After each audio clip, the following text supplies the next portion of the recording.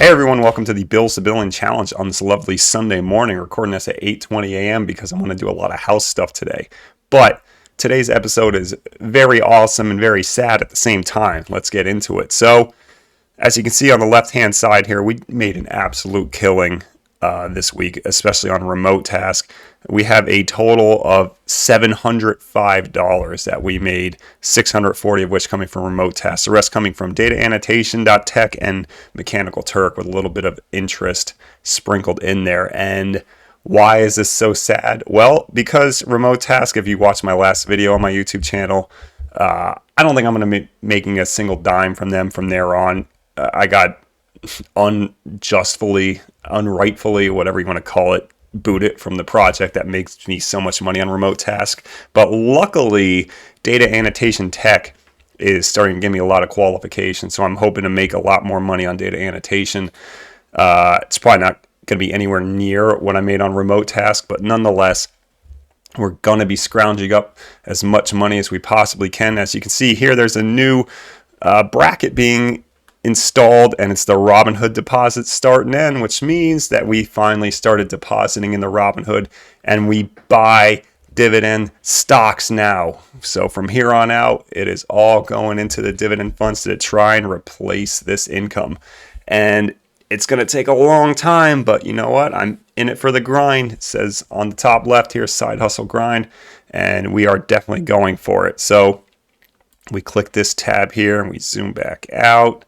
As you can see, I do not need any more money from my side hustle. So everything is just awesome right now. And if we click over to the Robinhood page, let's click off that.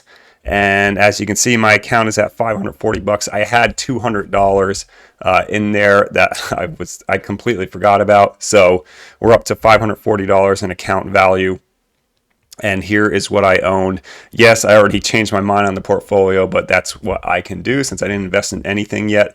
So majority is still JEPI, and that's going to be a huge chunk of it. That's 80% of the portfolio, and I want to keep it there because I want the monthly income to replace my side hustle stuff. And then the other two, 10% a piece that I'm trying to allocate to are iGrow and DGrow, which is just international dividend growth companies and United States dividend growth companies. And what I plan on doing is with iGrow and DGrow, I am going to just let these compound by themselves. I don't want to take any dividends from them until, I don't know, maybe 20 years down the line or whatever. So I'm not going to put as much into it, yet at the same time, I'm going to let it compound. And, you know, theoretically, when I don't put too much capital into this, I have the concept of time working for me where it can compound and it'll also grow because the whole underlying portfolio of these are dividend growers. And you can look at their dividend history and it clearly shows that they are growing over time. So I'm just going to let those grow. I'm not going to touch the dividend from them. With JEPI, for the first year, meaning when I have to restart this process in December for the Bills2Billions challenge, for the first half of that, right now, I am going to let it compound. I'm not going to get much, but I'm going to let it compound. And then once December and the next year rolls around, I will be taking the dividend. And I know that's unpopular to be taking it already, just investing into it, but that's what I'm going to be doing. And conservatively, right now I'm at 7.34 shares. I have $33 that I'm going to put into it on Monday. But conservatively, I'm getting around $2.25 from JEPI right about now if I were to just let it go.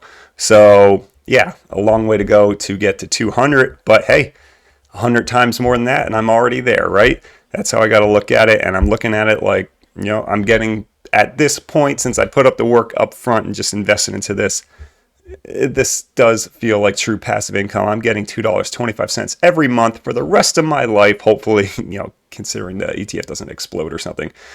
Getting $2.25 for the rest of my life in perpetuity, and I don't have to do a damn thing. That's the glory of the dividends and why they can be so addicting. So we're at Robinhood.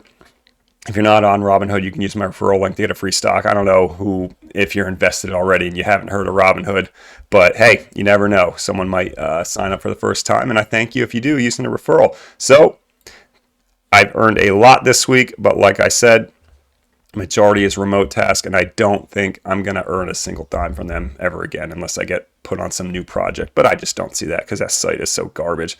So that was the Bills to Billion challenge. We're finally on to the dividend aspect of it. And wow, May 7th, I didn't think I would be hitting it this fast. I honestly thought I would be hitting it like mid-July and then try and hit the ground running. So the fact that I got done this early, Remote Task is such a garbage site, but at the same time, I'm so grateful because it paid me over $2,000 in just about 2 months. So it really got me through the first half of the Bills to Billion challenge. So yeah, hope you enjoy the video.